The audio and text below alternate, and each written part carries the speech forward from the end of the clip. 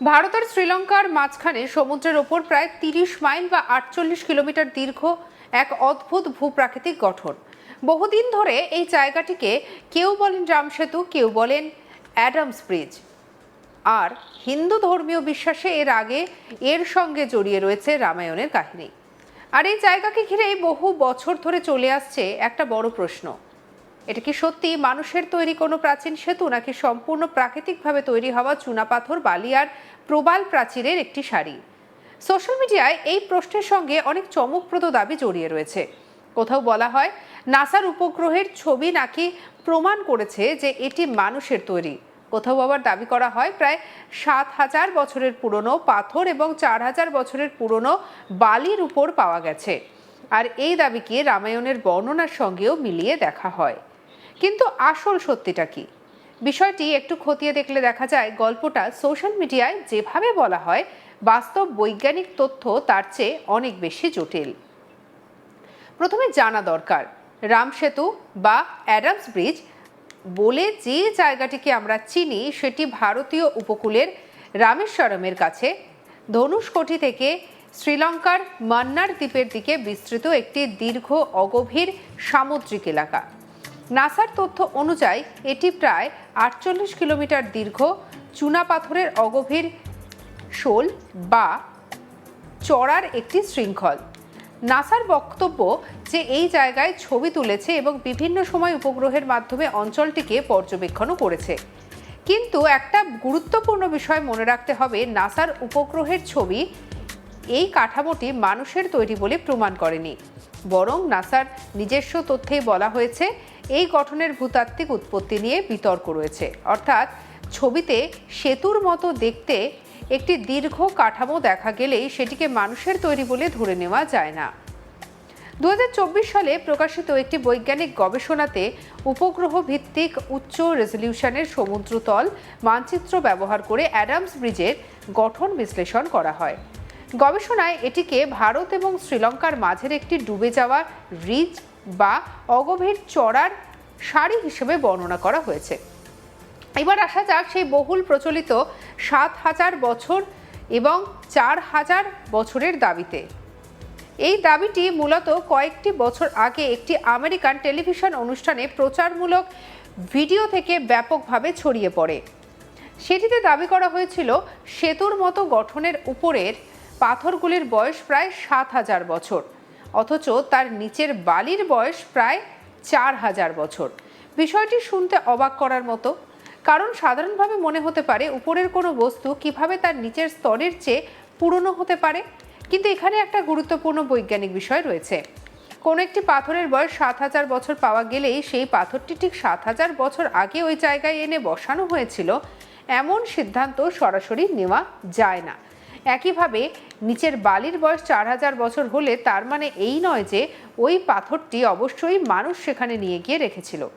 বিভিন্ন নমুনা আসলে বিভিন্ন সময়ের ভূতাত্ত্বিক প্রক্রিয়া সম্পর্কে তথ্য দিতে পারে।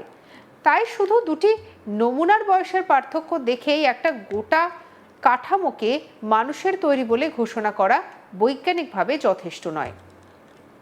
ভারত সরকারের পক্ষ থেকে এই বিষয় নিয়ে আগের ভূতাত্ত্বিক গবেষণার কথা সংসদে জানানো হয়েছিল। Geological survey of India Rameswaram, Dhanushkodi এবং অ্যাডামস ব্রিজের অঞ্চল সমীক্ষা করেছে। আর সেই সমীক্ষায় বর্তমান সমুদ্রতল বা ভূগর্ভস্থ স্তরে মানুষের তৈরি কোনো কাঠামোর প্রমাণ পাওয়া যায়নি বলে সরকারি নথিতে উল্লেখ করা হয়েছে। আরও একটি গুরুত্বপূর্ণ তথ্য হলো, এই অঞ্চলে অতীতে সমুদ্রের উচ্চতা বর্তমানের তুলনায় অনেকটাই আলাদা ছিল। সরকারি গবেষণার তথ্য অনুযায়ী প্রায় ৬,০০০ বছর আগে এই এলাকায় সমুদ্র স্তর বর্তমানের তুলনায় অনেক নিচে ছিল এবং সেই সময় ভারত ও শ্রীলঙ্কার মাঝের অগভীর সমুদ্রতলের অনেক অংশই উন্মুক্ত হয়ে থাকতে পারে।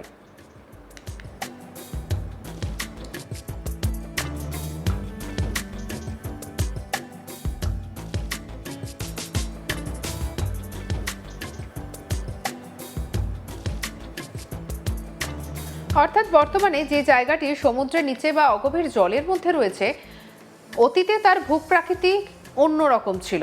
আর এই কারণে বিজ্ঞানীরা এই অঞ্চলকে বোঝার ক্ষেত্রে সমুদ্রের স্তরের পরিবর্তন, বালি জমার হওয়া, প্রবালের বৃদ্ধি, ঢেউ এবং সামুদ্রিক স্রোতের মতো বিষয়টিকে গুরুত্ব দেন। তবে এর সঙ্গে রামায়ণের সম্পর্কের প্রশ্নটাও রয়েছে। রামায়ণে লঙ্কায় পৌঁছানোর জন্য রামের বাহিনীর সমুদ্রের উপর একটি সেতু তৈরির কাহিনী রয়েছে। হিন্দু ধর্মীয় বিশ্বাসে সেই সেতুই রাম সেতু হিসেবে পরিচিত। শ্রীলঙ্কার সরকারি পর্যটন সংস্থার তথ্যে বলা হয়েছে, রামায়ণে রাম এবং তার বানর বাহিনীর তৈরি সেতুর কথা উল্লেখ রয়েছে। অর্থাৎ ধর্মীয় এবং সাংস্কৃতিক দিক থেকে এই জায়গাটির গুরুত্ব অত্যন্ত বেশি। কিন্তু একটি ধর্মীয় গ্রন্থে কোনো স্থানের বর্ণনা পাওয়া আর এই স্থানের ভূতাত্ত্বিক গঠন যে ঠিক সেই বর্ণনা অনুযায়ী মানুষের তৈরি, এই দুটি বিষয় এক নয়। বিজ্ঞানকে সেখানে আলাদা করে প্রমাণ খুঁজতে হয়।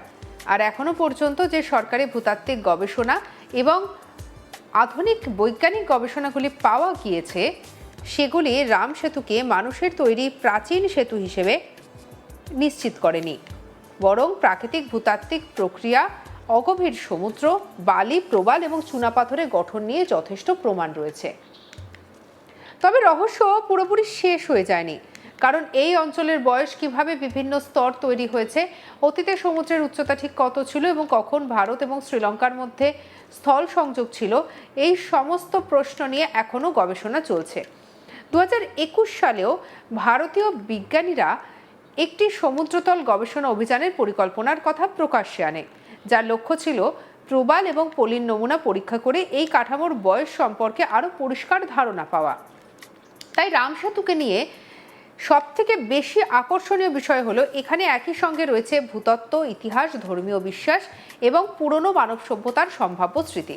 একদিকে রামায়ণের বহু পুরনো কাহিনী, অন্যদিকে সমুদ্রের মাঝখানে প্রায় 30 মাইল দীর্ঘ একটি বাস্তব প্রাকৃতিক কাঠামো, আর তার সঙ্গে যুক্ত হয়েছে উপগ্রহের ছবি, সমুদ্রতলের গবেষণা এবং বিভিন্ন বয়সের নমুনা নিয়ে বৈজ্ঞানিক পরীক্ষা।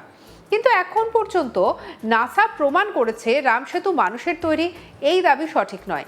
নাসা এই অঞ্চলের ছবি দিয়েছে, কিন্তু সেই ছবি মানুষের তৈরি সেতুর প্রমাণ নয়। একইভাবে 7000 বছরের পাথর, 4000 বছরের বালির ওপরে পাওয়া গেছে, তাই কেউ সেগুলিকে এখানে এনে রেখেছিল, এটাও প্রতিষ্ঠিত বৈজ্ঞানিক সিদ্ধান্ত নয়। তাই রাম সেতুর রহস্য নিয়ে আলোচনা করতে গেলে বিশ্বাস এবং বৈজ্ঞানিক প্রমাণ দুটিকে আলাদা করে রেখে দেখা জরুরি। একটি ধর্মীয় বিশ্বাসের দিক থেকে অত্যন্ত গুরুত্বপূর্ণ স্থান হতে পারে, আবার ভূতাত্ত্বিক দিক থেকেও এটি অসাধারণ একটি প্রাকৃতিক অঞ্চল। কিন্তু শেষ পর্যন্ত এটি সম্পূর্ণ মানুষের তৈরি সেতু ছিল কিনা, সেই প্রশ্নের নির্ভরযোগ্য বৈজ্ঞানিক উত্তর এখনো চূড়ান্তভাবে পাওয়া যায়নি। আর সেই কারণেই ভারত এবং শ্রীলঙ্কার মাঝের এই অগভীর সমুদ্রপথ আজও ইতিহাস, পুরাণ এবং বিজ্ঞানের এক অত্যন্ত আকর্ষণীয় সংযোগস্থল হয়ে রয়েছে।